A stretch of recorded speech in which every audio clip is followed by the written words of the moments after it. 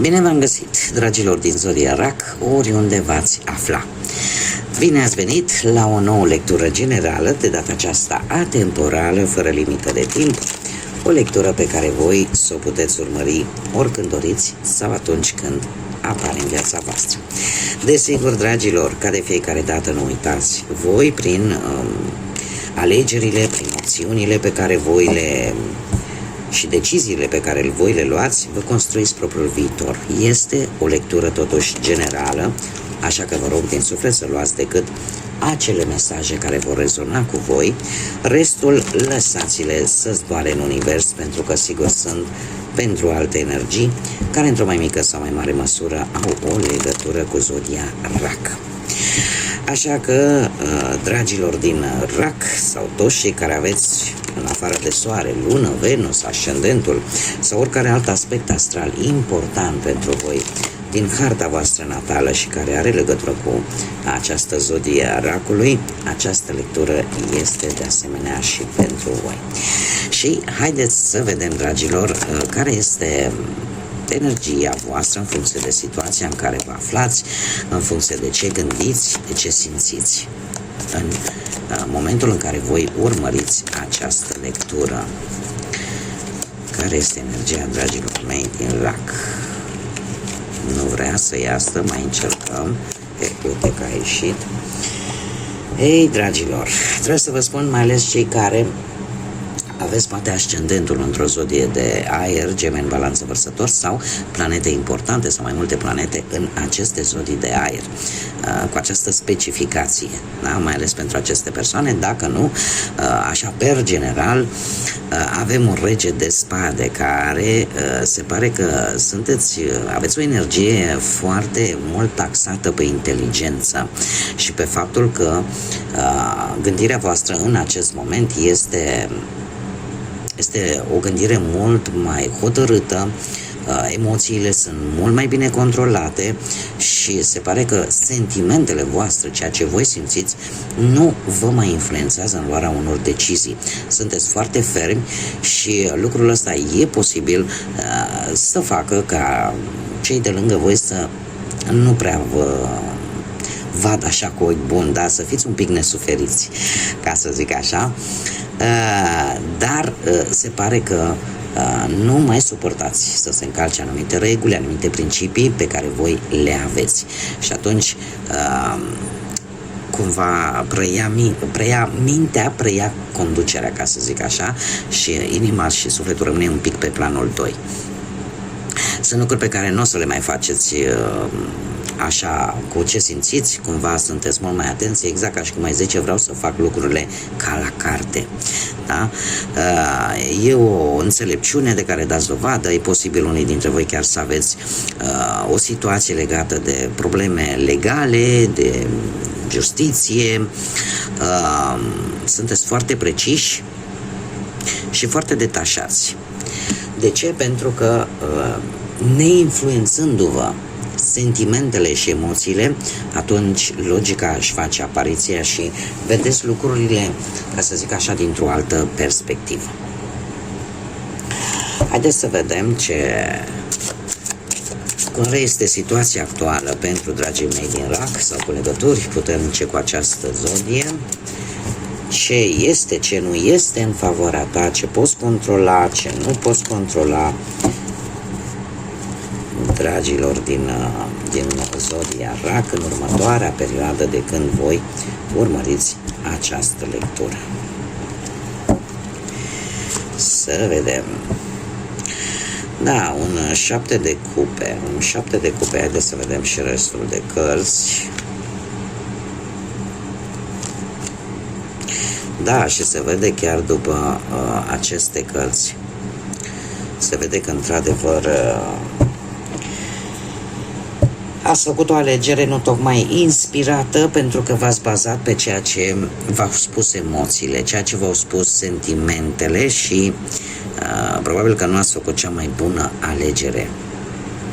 Că e posibil ca acest lucru, nu știu, puteți să-l adaptați, că v-ați făcut poate foarte multe iluzii, ați avut foarte multe așteptări, sau poate că, cum am mai spus, ați ales ceva nu tocmai bun și acum sunteți în perioada aia de a vedea repercursiunile alegerii voastre.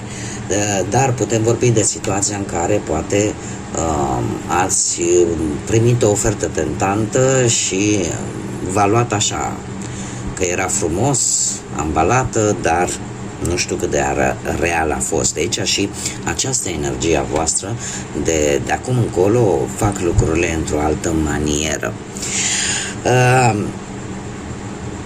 Ceea ce nu este totuși în favoarea voastră, un 8 de monede. Ce nu este în favoarea voastră, aș zice că ori ați intrat voi, nu știu, ori că v-ați înscris, dacă vorbim de partea profesională, v-ați înscris la un curs, la un studiu, ceva, și tot încercați să-l faceți, să-l duceți la perfecțiune. Sau, în general, acțiunile voastre sunt un pic deraiate, ca să zic așa, sau sunt un pic exagerate. De ce? Pentru că aduce la extrem cu perfecțiunea într-o anumită situație, indiferent de ce aspect al vieții vorbim, că el profesional, material sau chiar și sentimental, poate îngreuna lucrurile, poate juca un rol defavorabil pentru voi. Toată această acest cel, dom'le, vreau să fac totul perfect. Acum eu am o cum să spun eu, am o gândire că perfecțiunea nu există. Perfect e Dumnezeu și Universul. Noi nu suntem perfecți. Că putem să ne apropiem cât de cât de perfecțiune, o putem face. Dar ca să obținem acea perfecțiune, este destul de complicat. Așa că încercați totuși să nu duceți la extrem. Da? Să nu duceți la extrem anumite acțiuni, anumite lucruri, în ideea de a face totul extraordinar de bine. Nu știu, poate chiar și la muncă. Chiar dacă ai mai multe responsabilități, nu încerca să faci mai mult decât poți. Chiar dacă tu poate în sinea ta să zici, dom'le, eu pot să le duc la bun sfârșit pe toate, pentru că e posibil să joace la un moment dat un rol defavorabil ție, să nu poți să le faci pe toate.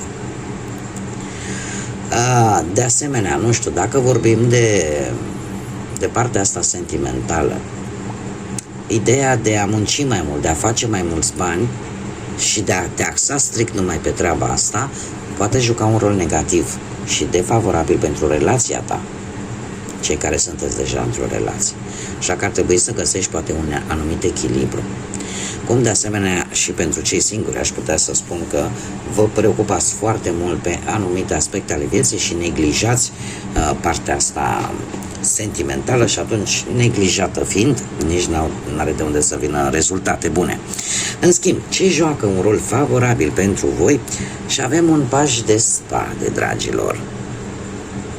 Încă o dată apar zodii de aer, Gemeni, Balanță, Vărsător. Ce va juca un rol important? Comunicarea cu cineva poate mai tânăr, comunicarea cu cineva care își dă drumul la gură foarte repede și îți va dezvălui un secret care îl vei putea folosi într-o anumită situație. Cum de asemenea, ce mai poate juca un rol pozitiv? Vestea unui nou început. Și eu aș mai zice că anumite conflicte se pot rezolva tocmai datorită comunicării. E posibil ca aceste informații pe care voi le veți primi să vă ajute, nu știu, poate pe plan profesional să fiți pregătiți atunci când vi se cer anumite documente, să știți exact de ce aveți nevoie.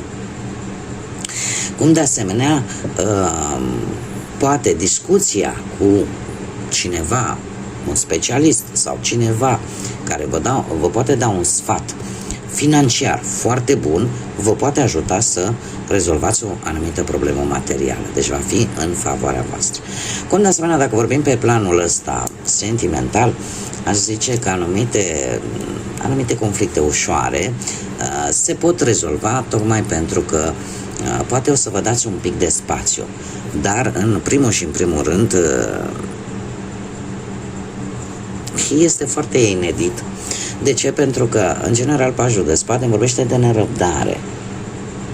Și înseamnă că voi totuși veți putea să ieșiți din această nerăbdare și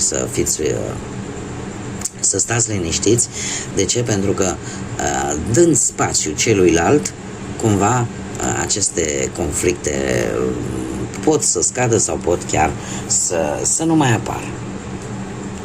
Apare într-adevăr destul de bine accentuat acest sentiment al răbdării, de a avea răbdare, și va juca un rol pozitiv pentru voi. Ce puteți controla? Un 4 de spade. Puteți controla timpul în care voi să ziceți până aici vreau să mă odihnesc. Sau puteți controla cât timp vă alocați ca să vă recuperați. Poate după un timp dificil, poate într-un moment în care ai o problemă medicală. Deci asta stă în controlul vostru. Dacă vreți să vă recuperați total sau dacă nu, pentru că mie aici mi-apare ori pe partea medicală, ori pur și simplu o oboseală mentală care vă poate epuiza și voi puteți controla acest lucru. Dacă luați o pauză, dacă vă rupeți, nu știu, poate o zi, două, un weekend pentru o mini-vacanță, în așa fel încât să vă odihniți, să vă recuperați. Cum de asemenea ne vorbește și de răbdare, de a nu forța lucrurile. Depinde foarte mult de voi, este în controlul vostru dacă veți avea răbdare sau nu, dacă veți forța anumite lucruri sau nu, indiferent pe ce aspect al vieții vorbim. În schimb, ce nu depinde de voi, foarte interesant aici, un 10 de bâte, un 10 de bâte care aparent se pare că nu puteți controla anumite responsabilități care tot vor veni în cărca voastră. Această supraîncărcare de responsabilități, adică lucrurile cumva,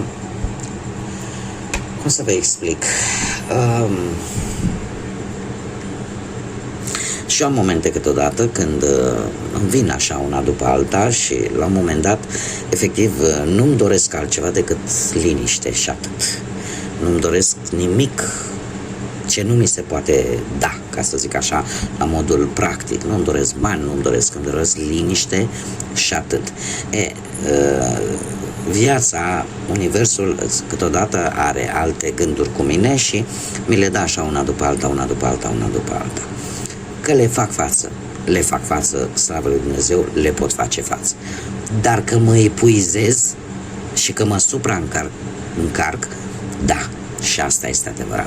Așa că ce voi nu puteți controla, că veți traversa în această perioadă, eu aș zice maxim 2-3 săptămâni, o perioadă în care lucrurile vor veni, unele după altele, în care va trebui să găsiți soluții la toate problemele, la toate lucrurile care vor veni în viața voastră și de multe ori asta vă va costa propria bunăstare, atât fie ea fizică, fie emoțională.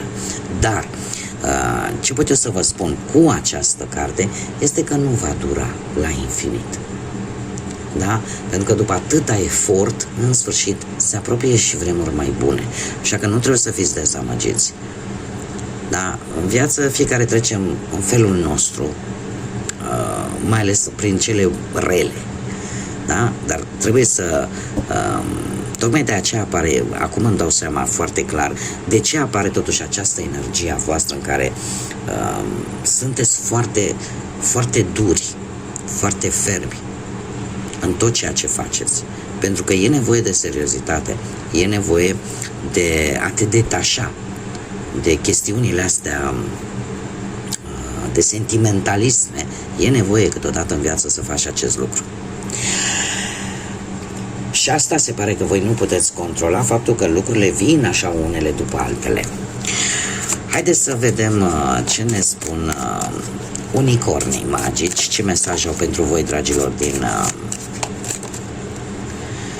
din RAC pentru următoarea perioadă, de când voi urmăriți această lectură. Și avem imaginație. Ce ți-ai dori să vezi, să simți, să gândești, să auzi și ai vrea să devină realitate? Este de fapt o modalitate de a te rupe un pic de realitatea asta crudă, de realitatea asta care câteodată ne taie picioarele. Care este cea mai bună modalitate? Ați imagina. De ce vine acest mesaj în acest moment? Pentru că imaginația are o putere. Atâta timp cât ea, clar, nu este dusă la alte nivele, dar a ne imagina că lucrurile se vor rezolva, a ne imagina lucruri pozitive, nu fac altceva decât să atragem lucruri bune către noi. Și imaginația, nu, cei mai mari oameni de știință, descoperirile cele mai mari, au plecat de la un vis, de la cineva care și-a imaginat un lucru care, desigur, putea să devină realitate. Că acum, dacă ne imaginăm cai verzi pe pereți, care nu au nicio legătură cu realitatea, e mai complicat. Dar atâta timp cât putem să visăm la lucruri pe care le putem simți, pe care le putem vedea, pe care le putem auzi, ele pot deveni realitate. În timp, este adevărat, dar vor atrage energie pozitivă, iar asta vă poate ajuta pe voi să traversați această perioadă destul de grea, de complicată poate pentru mulți dintre voi. Bun, dragii mei, cam atât am avut pentru voi astăzi. Eu vă mulțumesc pentru atenție, eu sper că am putut să vă fiu de folos. De asemenea, trebuie să vă mulțumesc și vouă, tuturor celor care, ca de fiecare dată, sunteți alături de mine de acest proiect și îl sprijiniți prin intermediul like-urilor, distribuirilor și comentariilor voastre, așa că mii de mulțumiri tuturor, iar desigur îi invit pe toți cei care încă nu s-au abonat să o facă dacă rezonați, dacă vă plac acest gen de lecturi și felul în care eu le fac. Până data viitoare, când ne vom reîntâlni la o nouă lectură, eu vă doresc tot binele din lume, să aveți parte de tot ce e mai bun. Visați, că avem voie să visăm, nu e cu bani, dar în același timp eu v-aș dori să vă păstrați acea, cum să spun eu,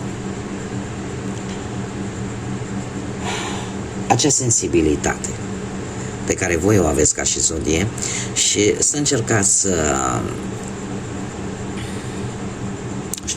să vedeți adevăratul potențial pe care îl aveți fiecare dintre voi. Până data viitoare, numai bine și să fiți iubiți, dragilor!